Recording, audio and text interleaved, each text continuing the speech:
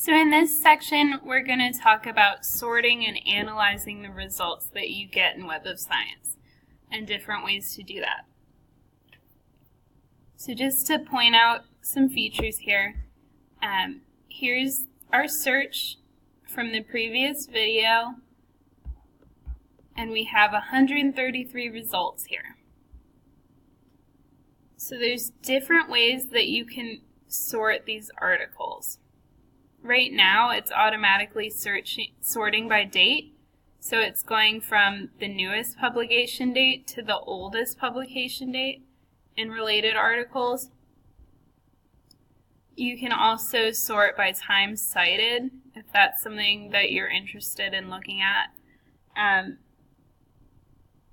So time cited will be the number of times a record has been cited from within Web of Science products. You can also look at usage count, and that's going to be a record of all activity by Web of Science users. You can also sort by relevance. So relevance is going to sort those records based on a ranking system that considers your search terms and then looks for how often they appear in the title, abstract, and keywords. And then it kind of guesses what the most relevant to least relevant record will be for you. If we click on the more here, there's even more options. So just depending what you're looking for, you can go to recently added. You can sort by author name, source title. So there's a lot of different ways to filter your results before you just start clicking on them. 133 results is still a lot of results to have to read all of them, but we've definitely narrowed down our search from where we started. So we'll look at a couple more things.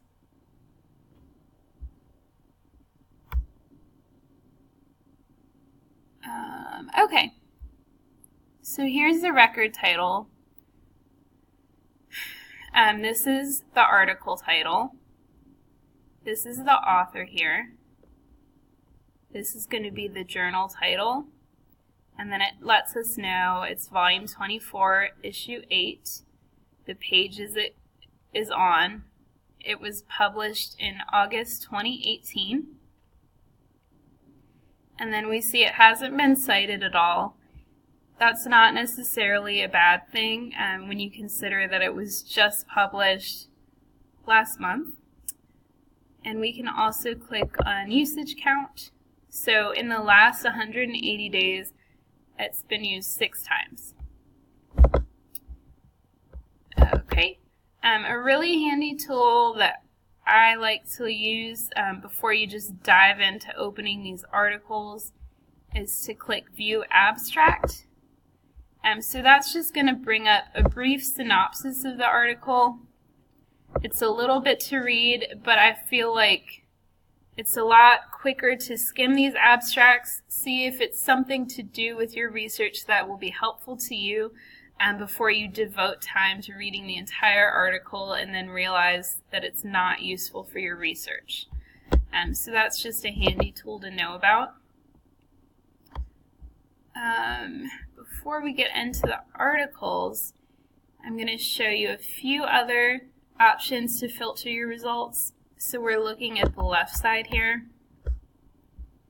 Any of these boxes you can check and refine your results further. If we're only interested in, say, results from 2014 and more recent, we can refine this way if we click Refine. So this takes us down to 43 results. I'll just quickly show you there's a lot more options. We can refine through Web of Science categories that they've given us here, by document type. If we're only interested in articles, you can check that one. Remember to hit Refine for it to change your search. Some of these you may not care about, but some of them are useful to know that they exist. For example, languages. In our search, it's not too much of an issue, but if you only want things in English and you're getting a lot of articles in other languages, that's a handy one to know about. Another quick tip I'll show you. If you're getting stuck in your keywords and don't know how else to look up information, if you click on the article title here, so this is going to show you the abstract, again, who wrote it, the journal, the document type, it's an article. Okay, but this feature I really like is the author keywords. So these are actually clickable here.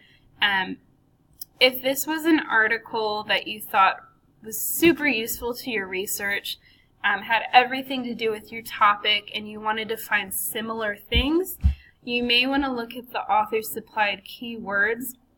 They might be slightly different than what you've been looking up, just a different way to say a similar thing, and they may help you in your searching to find records that are more closely related to what you were trying to find. So I would just add these to your table of initial keywords and maybe try searching some of them as well and see what kind of different articles you get that way. Okay. So I really like the author supplied keywords and checking out the abstract before just jumping into committing to an article or not. In the next section, we're going to look at how to access these records.